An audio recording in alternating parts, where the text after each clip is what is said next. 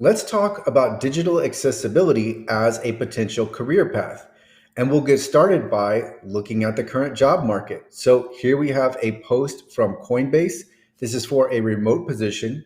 The title is Software Engineer Front End Accessibility, parentheses developer experience, and the pay range is $147,000 to $174,000. And then we have a post titled 508 Compliance Tester by Synerge Consulting. The salary range is $90,000 to $125,000. Another post, Director, Office of Accessibility Resources. This one's from Bucknell University. The salary range is $75,000 to $90,800. And then one more post. This is from Netlify. This is also a remote position. And the title here is Senior Product Designer, Design Systems and Accessibility, parentheses, North America. The salary range is $150,000 to $204,000. And these posts are all from the last few days, and I found them on alleyjobs.com, A11yjobs.com. And what you'll notice is that the salaries were on the higher side. And I think this trend is only going to continue, and we'll talk more about that in a moment. So why yes on digital accessibility? Why is digital accessibility such a nice career path? Well, one, this is a booming industry and there's growing demand from all sectors. And what is a great problem is there are very few qualified accessibility professionals. And that's why I said I expect the salary ranges to continue to increase, is because there just aren't enough accessibility professionals to meet all of this demand, which will only increase from here. We're still at the very beginning. So continuing on with why yes, this is what I was just talking about. Many organizations are just getting started. So if you're one of the initial hires or the initial hire, you may be the one that is leading the accessibility efforts, and you may end up being the chief accessibility officer if you aren't hired for that directly as it is.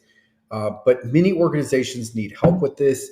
And so you could be the one writing the accessibility policy, developing the accessibility program, implementing accessibility into the processes, training the different departments on accessibility, et cetera. So this is your chance to be the lead, be the person for accessibility at, let's say it's a Fortune 500 company.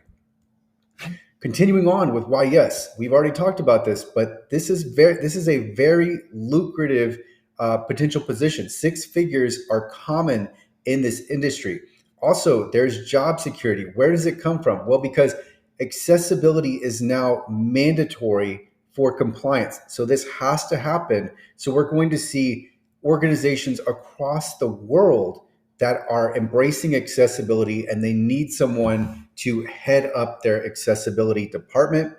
And then another nice perk is that many of these positions will be remote or offer hybrid opportunities. So where you're in the office for some days and then you're working remote on others. Continuing on with why yes, there are multiple career paths here. So it's not just for a certain type of accessibility professional. Whether you are technical, so you're a developer, or you're auditing, whether you are strategic, so you are building programs, you're a program manager, you are training, whether you are working in marketing or content or design, so you're a designer, you're a writer, you're a content creator, you're a social media manager. Also, we talked about leadership, so the potential to be a C-level executive, a chief accessibility officer, or a director of accessibility. There are just so many different paths that you can go down. So it's not just thinking about just auditing websites or just conducting user testing. There's just so many different ways that you can be an accessibility professional in an organization. And by the way, they're all needed. So continuing on, why yes?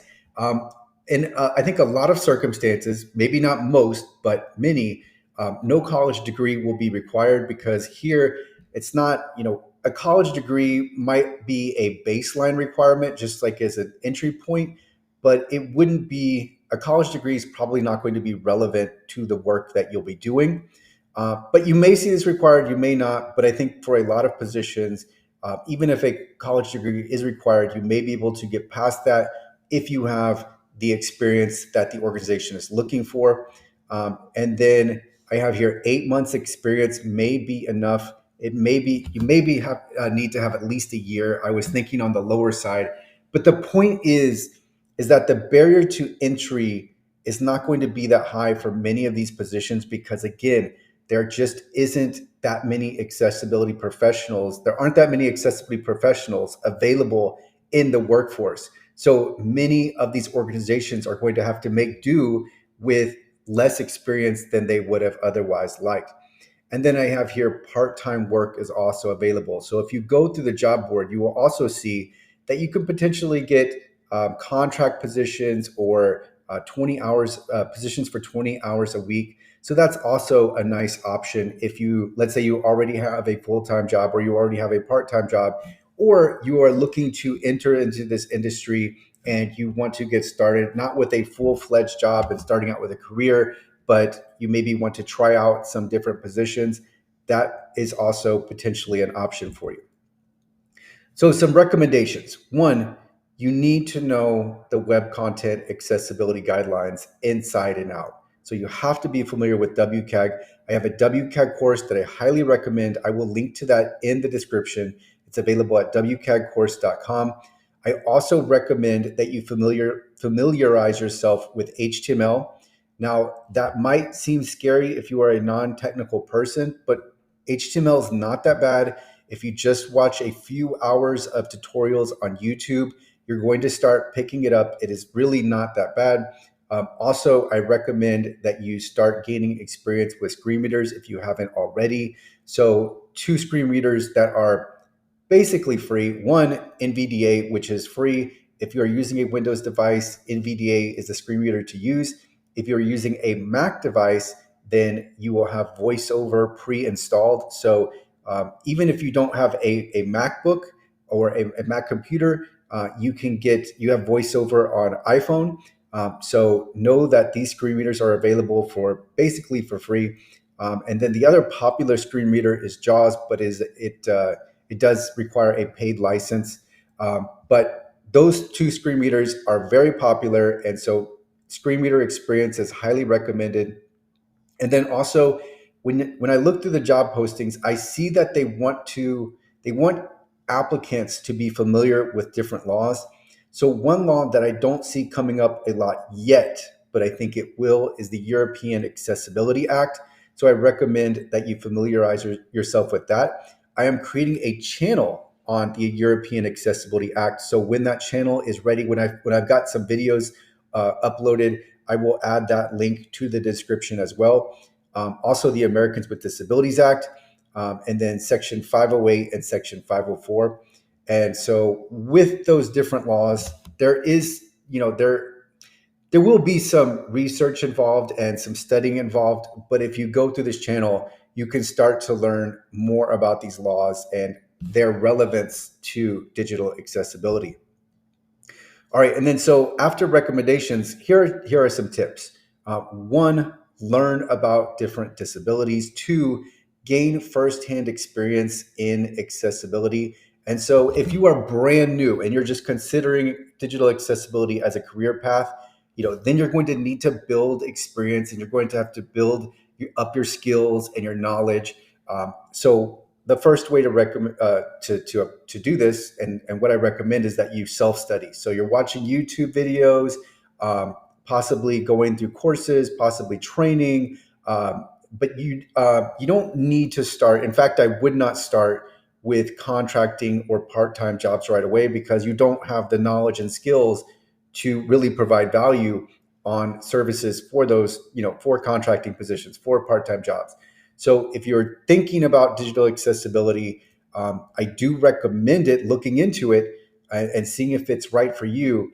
But just start by studying on your own. You need to have this initiative anyway. So start by watching YouTube videos, start by learning the basics. You have to learn the web content accessibility guidelines.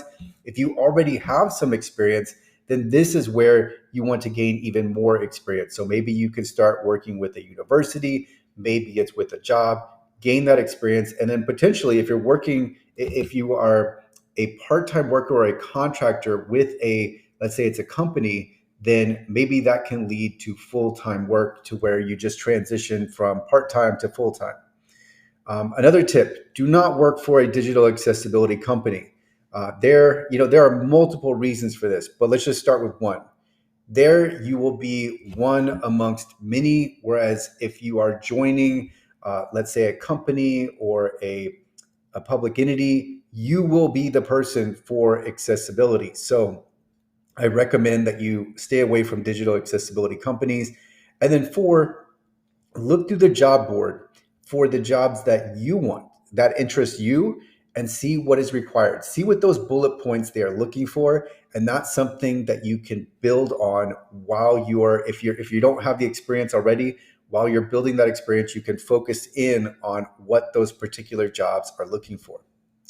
Now, the requirements here for digital accessibility: one, you need to have an interest in accessibility, and two, you need to care about accessibility. So I recommend, like, if you want to pursue digital accessibility, I think you have to have a legitimate interest. Otherwise, you might get bored, or you might just find that you're not all that interested in this. So I would say these are the two requirements. But right now, this is still very much brand new. We're just at the very beginning. This is this industry is growing so fast. We're already seeing that growth being realized. So there's just so much potential. So if you're considering this, right, just continue to look into accessibility and see if it might be, if there's anything, if there are any aspects in particular that interest you. And remember, you don't have to necessarily know everything about accessibility. But again, when looking at the job board, what is it that these particular positions need from you? And then, so two links here are allyjobs.com, A11yjobs.com, and then my WCAG course. The domain name that forwards to the actual course URL is WCAGcourse.com. So if you go to WCAGcourse.com, you can find my course on the Web Content Accessibility Guidelines. And then I will continue to update the description to include more resources that I think are relevant to someone looking into digital accessibility as a career. Again, it's going to be a head start if you already have experience in this space. But if you are brand new, this is certainly a, I don't know what the right word to, this is certainly a space worth looking into. Let's just say it. Let's just use that space. This is certainly something to look into, a field to look into. There's so much opportunity here, and there are so many different directions you can go. So it's not, one thing I would one thing I'll leave you with is not to just limit yourself to thinking in accessibility as just one or a few things. There are so many potential directions, and there are, think about accessibility as it will be applied to emerging technologies as well. So there's just so many different directions this can go. It's lucrative. There's a lot of options available for you. And so it's worth looking into. And if you are interested in accessibility and you care about accessibility, then it may be the right career path for you. So I will include links to these different resources in the description.